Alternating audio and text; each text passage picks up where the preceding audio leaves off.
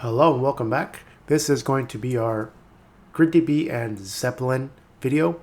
If you're unfamiliar with Zeppelin, it is kind of like Jupyter Notebook, which we just covered.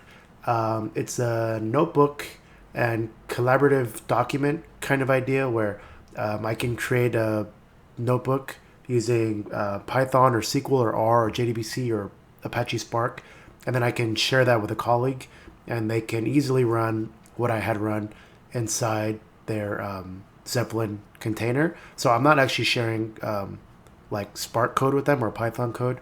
I'm actually sharing with them a Zeppelin file, same like Jupyter, and then they can easily run that on their site, assuming everything is up and running and works. So the difference between the two, you're probably wondering, is Zeppelin has support for up to 20 different interpreters. An interpreter in this case means like language or that kind of thing. So like Python would be an interpreter, or like Apache Spark would be an interpreter. So yeah, it's not that different from Jupyter, but it is different enough that it's worth showcasing. So let's try it out. So for this example, yeah, you can see here all the major stuff that they support. So we're going to actually use this with GridDB, but we're going to do it through JDBC and PySpark. So let's go ahead and download this, and then I'll continue on with that. So first and foremost here, there's two different ways to download. You can download the binary package with all interpreters. So that'll be basically everything. Or you can just do the one with Spark and net install. I'm going to do the all just because this might be more what you want in your personal project. So here is the download link. I'm just going to copy this. I'm going to wget it here without a space. And then as that downloads, I will also grab the Spark download. So yeah, when we're setting up our interpreter, even though it comes with everything, you still need to point it to the right directions, right? So I'm going to be installing the PySpark through my Python pip, and then I'm also going to be installing Spark and then just pointing to it in my Zeppelin interface. So yeah, as I said, it's really similar to Jupyter Notebook, so it'll run in our browser as well. So should be done downloading. Perfect timing. So let's also grab the Spark download here. But then once this is done downloading, we'll untar and we'll get it started. So let's untar first the Zeppelin. Might take longer, I guess. Hopefully not too long. But you can see as it's going, all the different interpreters: Jupyter, Groovy, Spark, JDBC, Java. So yeah, it's pretty all-encompassing. And then let's also untar the how do you say, Spark. All right. And then now all that's left to do is let's go inside our Zeppelin directory. We do need to set one small config. So what you need to do is you need to have this Zeppelin site XML ready to go, but it's not set for you yet. It's just a template. So you need to copy it. You can rename it, but it's safer to copy a new one that doesn't say template on it. Just because that way you have a backfall or backup if anything fails.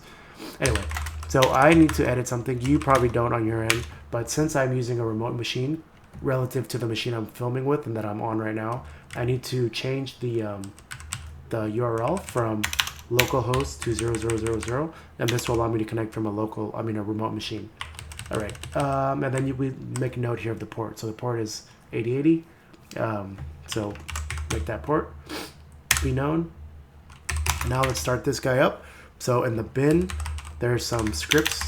It's called Zeppelin daemon, and you just do start.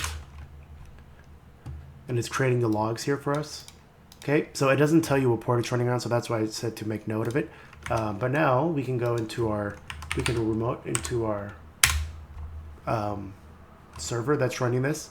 And here is Zeppelin. So like I said, it looks a lot like Jupyter Notebook. You could even have notebooks here. But anyway, so the first thing we need to do is we need to configure our interpreter. So we head over to the interpreter section.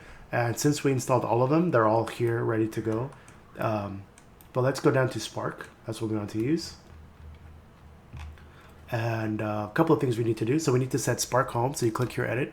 Spark home is where your Spark is installed, right? So I have here Spark, and I just do a print working directory. Grab this paste it there.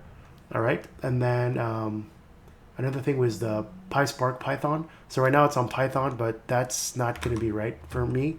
I'm going to have it on Python 3.10. So let's install this before I forget. Oh, whoops.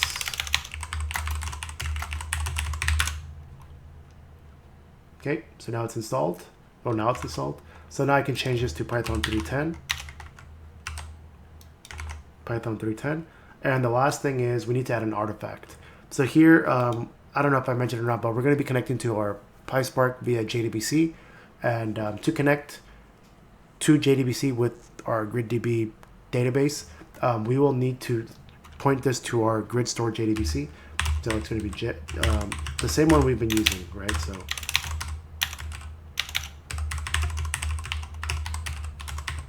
all right, so now that that's good, let's save this.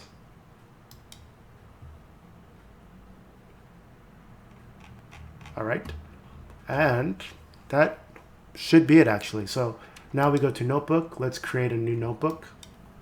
We're going to use Spark, like I said, and let's just name it GridDB. No space. Create. All right. All right, so I actually have a script already saved up to make this much easier on myself, of course. So let's just copy and paste that, all right? So nothing fancy. So we're here indicating we're going to use Spark, PySpark, and we then grab a data frame of our table that we want. So first we do, hey, we're going to use JDBC. This is our JDBC credentials, same as before. And we put in our username and password, put the driver in there. And last we put in the DB table, which as you know is synonymous with container basically. So the container we want to target is device 1, which as we know has tens of thousands of rows. And once we get that data frame saved into df, we're going to use the zshow df. So it'll try to visualize that data for us, which as you know is a highlight of using things like Zeppelin and Jupyter Notebook, right? You can visualize data and it'll show up right here, right in your browser. So if I was using this in a command line, obviously it wouldn't work that way, right? So let's try to run this and see what we get.